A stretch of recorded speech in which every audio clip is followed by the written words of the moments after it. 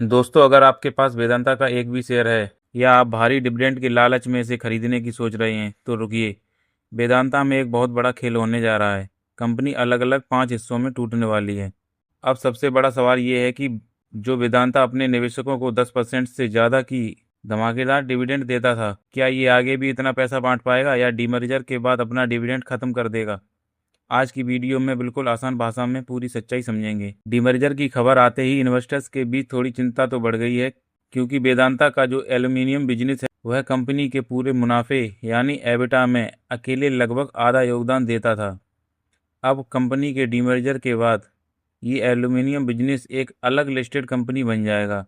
तो लोगों को लगा कि जब सबसे बड़ा बिजनेस ही अलग हो जाएगा तो बची हुई वेदांता कंपनी डिविडेंड कहाँ से देगी। लेकिन दोस्तों, सिक्के का दूसरा पहलू बहुत दिलचस्प है, जिसे बड़े बड़े मार्केट एक्सपर्ट देख रहे हैं। एसएमई ग्लोबल सिक्योरिटीज के fundamental research head Saurabh Jain का कहना है कि लोगों को लग रहा है कि एल्यूमिनियम बिजनेस बड़ा था, लेकिन सच ये नहीं है। सच ये है कि वेदांता को सबसे ज़्यादा डिविडेंड एल्यूमिनियम से नहीं बल्कि जिंक बिजनेस से आता है। और ये जिंक बिजनेस हिंदुस्तान जिंक के जरिए आता है, जो इंडिया की सबसे ज़्यादा डिविडेंड देने वाली कंपनी में से एक है। राहत की बात यह है कि डिमर्जर के बाद भी हिंदुस्तान जिंक, जिंक इंटरनेशनल और बाकी बेस मेटल्स का बिजनेस बची हुई वेदांता लिमिटेड के पास ही रहेगा। इसका मतलब साफ है कि बची हुई कंपनी का डिविडेंड प्रोफाइल पूरी तरह बदलने वाला है, लेकिन ये खत्म नहीं होगा।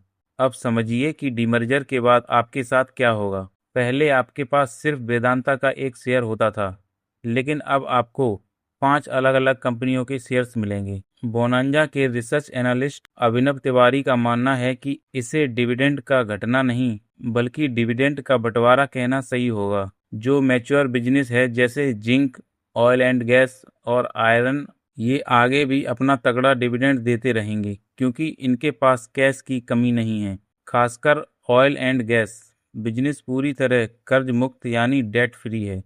हालांकि ये कच्चे तेल की कीमतों पर निर्भर करेगा। दूसरी तरफ एल्यूमिनियम, पावर और स्टील जैसे बिजनेस पर अभी कर्ज ज़्यादा है और इन्हें आगे बढ़ाने के लिए बहुत पैसों की ज़रूरत है।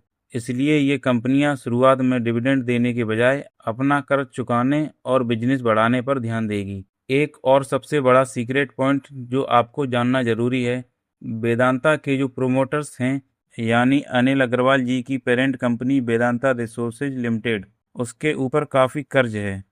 उस कर्ज की किस्तें चुकाने के लिए प्रमोटर्स को हर साल भारी कैश की ज़रूरत होती है। और वह कैश इन्हें कैसे मिलता है?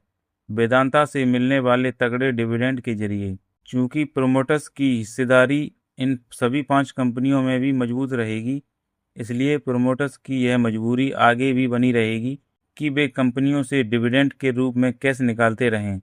इसका सीधा मतलब है कि कुल मिलाकर आपका डिविडेंड पूरी तरह जीरो नहीं होने वाला। तो फाइनल कंक्लूजन ये है कि डीमर्जर के बाद आपको पहले जैसा एक मुश्त फिक्स डिविडेंड शायद ना मिले। कुछ कंपनियों में बहुत ज़्यादा मिलेगा और कुछ से शायद बिल्कुल ना मिले। आपको सभी 5 कंपनियों के कंबाइंड पोर्टफोलियो को देखना होगा। अभी वेदांता का शेयर करीब 2% से ज़्यादा की तेज़ी के साथ 305 के आसपास ट्रेड कर रहा है। ध्यान रहे, ये कोई बाय या सेल रिकमेंडेशन नहीं है। कोई भी फैसला लेने से पहले अपने फाइनेंशियल एडवाइजर से सलाह जरूर लें। अगर जानकारी अच्छी लगी हो तो वीडियो को लाइक और चैनल को सब्सक्राइब करें। मिलते हैं अगली वीडियो में। धन्यवाद।